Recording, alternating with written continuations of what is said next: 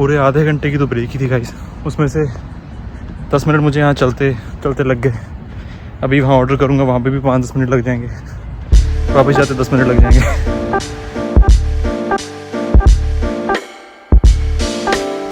Guys so अभी सुबह के 4 बज रहे हैं एंड मैं काम पे निकलने वाला हूँ, थोड़ा सा लेट हो रहा हूँ, अभी भी तैयार होना है। तो आपको दिखाते हैं काम की मैं क्या काम करता हूँ ऑस्ट्रेलिया में, सिडनी में, और काम कैसा है, आसान है, मुश्किल है, क्या काम है, कितने मुझे ये लोग पैसे देते हैं इस काम के लिए। तो आपको सभी कुछ मैं इसी व्लॉग में बताऊँगा, तो आपको भी पता चल जाएगा कि कैसे कैसे काम ऑस्ट्रेलिया में करने होते हैं एंड मैं क्या काम करता हूँ। वेल सुबह सुबह उठना भी कहीं अपने आप में एक अलग चैलेंज होता है, बिकॉज़ इतनी सुबह नींद खुलती नहीं है, मतलब मैं तो यूज़ टू नहीं हूँ। मुझे तो आराम से 8-9 बजे उठने की आदत है, बट इतने बजे यहाँ काम चलता नहीं, बिकॉज़ यहाँ पे ऑलमोस्ट सारे काम ही अर्ली मॉर्निंग शुरू होते हैं। सो मेरा काम जो है वो यहाँ से अराउंड आधा घंटा दूर है। मैं एक वेयर हाउस में काम करता हूँ और बाकी डिटेल्स मैं आपको वहाँ पे जाके दिखाऊंगा कि क्या काम है। सो यहाँ से मुझे 5 बजे तक वहाँ पहुँचना है। फॉर नाउ 4:20 हुए हैं एंड देखते हैं कितने बजे तक पहुँचते हैं। जल्दी पहुँच जाएंगे आज थोड़ा सा, बिकॉज़ 10 मिनट पहले पहुँचने की उन्होंने बात करी है। एंड काम मेरा शुरू होगा वहाँ पे 5:30 बजे, क्योंकि आधे घंटा वो ब्रीफ देते हैं हर चीज़ के बारे में कि आज क्या काम है एंड कैसे आपको ध्यान रखना है हर चीज़ का। बाकी मैं आपको वहीं पे चल के बताऊँगा क्या हो रहा है।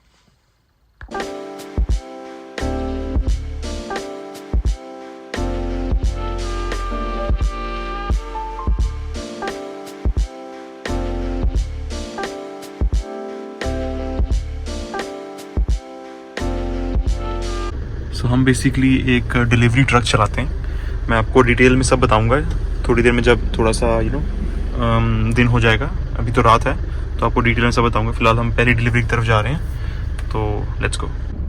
ऑलराइट सो गाइस, मैं अभी अपने पहली डिलीवरी स्टॉप पे पहुंच गया हूं, बट ये डिलीवरी स्टार्ट करनी है हमें 6 बजे और अभी 2 मिनट बाकी हैं, बिकॉज ये डिलीवरीज हमें एग्जैक्ट टाइम पे स्टार्ट करनी होती है, चाहे टाइम के बाद ही सही, बट टाइम के पहले नहीं करनी होती। ये इनका कुछ रूल है अजीब सा। ये इसलिए बनाते हैं क्योंकि अगर इन केस डिलीवरी के अंदर, ग्रोसरीज के अंदर कोई फ्रोजन स्टफ है, कोई आइसक्रीम वगैरह है, कोई और चीज़ है, तो अगर बाई एनी चांस वो कस्टमर घर पे नहीं है, तो उस केस में वो सामान बाहर पड़ा ख़राब हो जाएगा। जो फ्रोजन सामान है वो बाहर डिफ्रोज हो जाएगा, तो इस केस में वो सामान ख़राब हो जाएगा एंड फिर उन्हें रिफ़ंड करना पड़ेगा, तो इससे कंपनी का लॉस होता है। तो इससे फिर उन्होंने ये कंक्लूजन निकाला कि इनको एग्जैक्ट टाइम पे ही डिलीवरी करनी है, चाहे 1 या 2 मिनट का ही सही, ताकि कोई भी कंप्लेन करने का कोई इनको चांस ना मिले कस्टमर को कि आपने डिलीवरी जल्दी कर दी। क्योंकि इन्होंने टाइम जो सिलेक्ट करा होता है, एक विंडो सिलेक्ट करी होती है कि इस टाइम के ड्यूरेशन के अंदर आपको डिलीवरी करनी चाहिए, 6 से 7, 6 से 8 या 6 से 9, या ये कस्टमर कह देता है कि इस टाइम के दौरान मैं घर पे होऊंगा, तो आप इस टाइम के दौरान कभी भी डिलीवरी कर सकते हैं, आई विल बी अवेलेबल। सो अभी अराउंड 1 मिनट बाकी है, तो इस टाइम के दौरान मैं आपको एक छोटा सा टूर दे दूंगा बाहर निकल के। जब मैं डिलीवरी स्टार्ट करूँगा, आपको दिखाऊंगा ट्रक के अंदर की डिलीवरी कैसे उतारते हैं एंड कैसे सिस्टम सारा काम करता है। ट्रक कितने बड़ा साइज है, ट्रक का कैसा दिखता है, कैसे इसको यूज़ करते हैं। मैं ट्रक को तो ड्राइव करना नहीं सिखाऊंगा of course, but still. So अब 6 बज गए हैं, so now we can start doing. देखो ऐसे देखो, ये अराउंड 6 बज गए हैं और बस ये एक मोड़ आगे मुड़कर ही हमें डिलीवरी करनी है। अभी मौसम बहुत सुंदर हो गया सुबह सुबह का, ये मेरा सबसे फेवरेट मौसम है। और ये हमें कुछ एक मैनिफेस्ट दिया होता है, इसमें सारी डिटेल्स होती हैं डिलीवरी की। मैं आपको सामने से दिखा नहीं सकता बिकॉज यहाँ पे कुछ फ़ोन नंबर्स लिखे हुए हैं, सो प्राइवेसी कंसर्न हो जाएगा, तो इसलिए इसको यहीं रहने देते हैं। सो अभी गाइस इसको लेके आना बड़ा मुश्किल है बिकॉज काफ़ी हैवी है, बट स्टिल वी मैनेज्ड। सो पहली डिलीवरी तो गाइस हो गई है। इस वाली डिलीवरी में ये इन्होंने फॉर्चुनेटली बैग्स दिए हुए थे, बिकॉज़ कई बार क्या होता है कि ये जो रेड कलर के आप क्रेट्स देख रहे हो, या इनको हम टोट्स बोलते हैं कंपनी में, तो इनमें कई बार क्या होता है आइटम्स को ऐसे ही रखा होता है, बैग्स के अंदर नहीं रखते, तो ऐसे में वो आइटम्स को एक एक करके अनलोड करना पड़ता है, जो बहुत दिक्कत वाली बात है। सो भी पहली वाली डिलीवरी हमारी डन हो गई है, इसको डिलीवर करेंगे एंड चलेंगे सेकेंड वाली पे। अब अगली वाली डिलीवरी यहाँ से अराउंड 26 मिनट दूर है और 27 किलोमीटर दूर है। सो देखते हैं क्या टाइम लगता है, बिकॉज ट्रैफिक यहाँ पे दिखाता नहीं है ज़्यादातर, तो मे बी लेट या जल्दी हो सकता है इस वजह से। जिस जगह से अभी ये भाई जाने के लिए बोल रहा है, मैं अभी यहाँ पे था एंड ये मुझे कह रहा है कि मुझे इस तरफ से ऐसे जाना है, इस तरफ से, और इस तरफ से मैंने देखा कोई रोड ही नहीं है यहाँ पे कोई रोड नहीं है। यहाँ पे पेडेस्ट्रियन वॉक है, यहाँ पे ट्रक नहीं जा सकता, सिर्फ आप पैदल जा सकते हो। पता नहीं ये क्यों यहाँ से दिखा रहा है। अब ये काफ़ी बार यहाँ पे दिक्कत आती है, अब इनको कंप्लेन करनी पड़ेगी मेरे को इस चीज़ के बारे में, क्योंकि ऐसे बहुत ज़्यादा टाइम वेस्ट होता है। सो बेसिकली हमको ये डिवाइस दिया हुआ है, तो ऐसे में हमको इस बटन से हमको ये टोट्स जो है यहाँ पे बार कोड्स दिए हुए हैं सब में, ये स्कैन करने हैं, कर करके स्कैन हमको इकट्ठे करने हैं। एंड इस वाले सेक्शन में सारे के सारे जो चिल्ड और फ्रोज़न स्टफ है वो सारा इसमें आता है।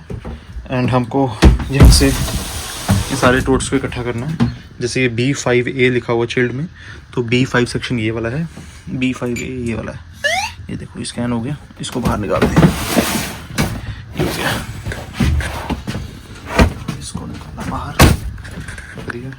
अब है D4A, और D वाला सेक्शन ये रहा, नंबर 4 A ये रहा। तो ऐसे में ये स्कैन करके, तो अगर आपके सवाल मन में है कि अगर हम गलत टोट स्कैन करें तो क्या होगा, तो बेसिकली अगर हमको जैसे B2A स्कैन करना है तो सही वाला ये वाला है। बाय नीचे से अगर मैं ये स्कैन करता हूँ तो ये ऐसी कुछ ऐसी आवाज़ देगा। ये देखो, ये गलत बता दिया इसने।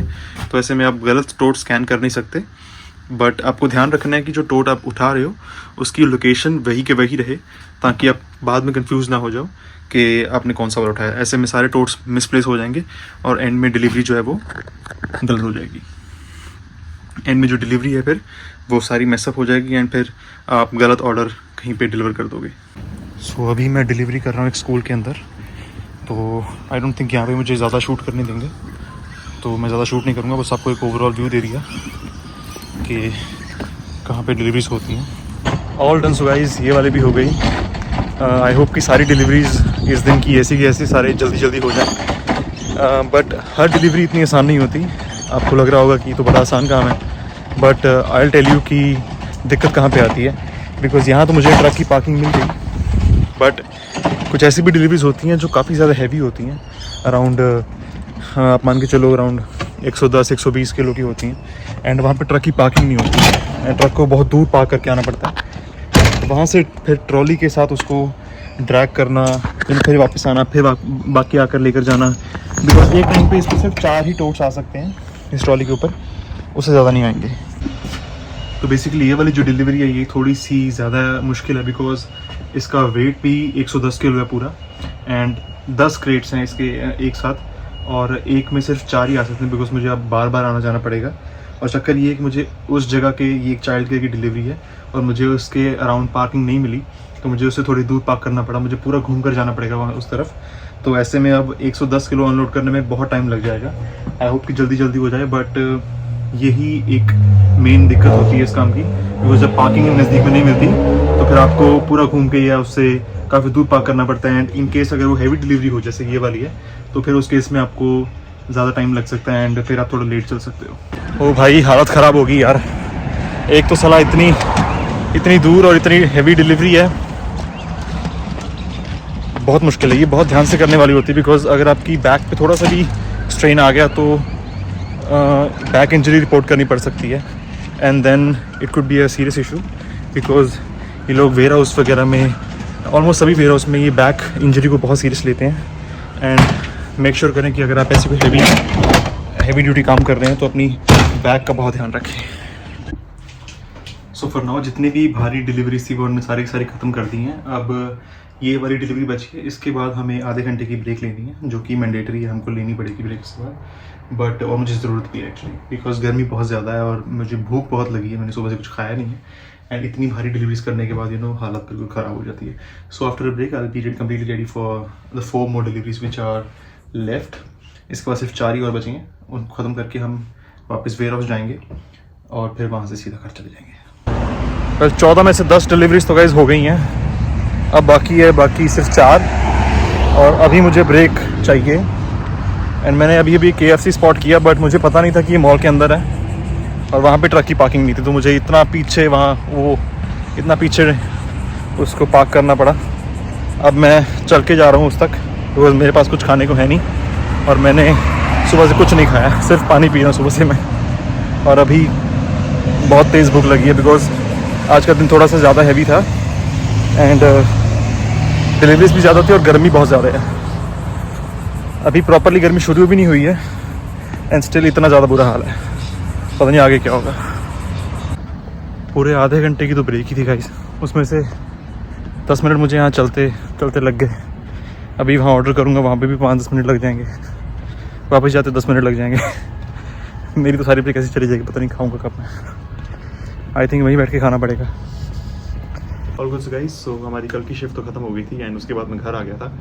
थोड़ा थक गया था तो रेस्ट करने लगा, तो इसलिए मैं वीडियो मैंने बनाई नहीं, तो इसलिए अगले दिन शूट कर रहा हूँ। सो आज मैं आपको बेसिकली बताऊँगा कि मुझे कितना ये लोग पे रेट, मतलब क्या पे रेट है मेरा, कितना मुझे पे करते हैं पर आवर। सो मुद्दे की बात मेरी क्योंकि वही थी। सो बेसिकली मैं 2 दिन काम करता हूँ यहाँ पे, संडे और मंडे। तो संडे का पे रेट थोड़ा अलग होता है, मंडे का अलग होता है, संडे थोड़ा ज़्यादा होता है जिनको पता है, और मंडे कम होता है। तो मंडे टू फ्राइडे जो वीकडेज चलते हैं उसमें पे रेट होता है अराउंड $29 मेरा होता है पर आवर। तो मंडे को मुझे 29 मिलती है फ्री ऑफ कॉस्ट एंड जो सैटरडे को होता है, अगर मैं सैटरडे काम करता हूँ तो मुझे 25% का जंप मिलता है। तो आप 29 को 25% एक्स्ट्रा बढ़ा लो, उतना मिलेगा। एंड तो जो संडे को मैं काम करता हूँ तो संडे को बेसिकली मुझे अराउंड 42-43 पर आवर मिलता है मुझे उस टाइम पे। तो that's pretty much it for this video. So I hope आपको इस वीडियो से कुछ देख के सीखने को मिला होगा, कुछ नया आपने सीखा होगा, कैसे यहाँ पे काम करता हूँ मैं एंड क्या काम करता हूँ, कितना मुझे पे रेट मिलता है। एंड बेसिकली अगर आप ऑस्ट्रेलिया में आना चाहते हैं, तो अगर आप ये वाली जॉब करना चाहते हैं तो आप कंसिडर कर सकते हैं, बिकॉज ये वाली जॉब बहुत बेनिफिशियल है। अगर आप एज ए स्टूडेंट भी आ रहे हैं, अगर आप फुल टाइम काम करने आ रहे हैं, तो भी ये जॉब बहुत सही है। इतना ज़्यादा काम भी नहीं करना होता, आई मीन गर्मी को भी दिक्कत आती है गर्मियों में, but still it's a good job, overall it's a good job. तो अगर आपको वीडियो पसंद आई गाइस तो इसे लाइक करो, चैनल पर सब्सक्राइब करो एंड मिलता हूँ आपसे मैं अगली वाली वीडियो में। Until then take care and good bye.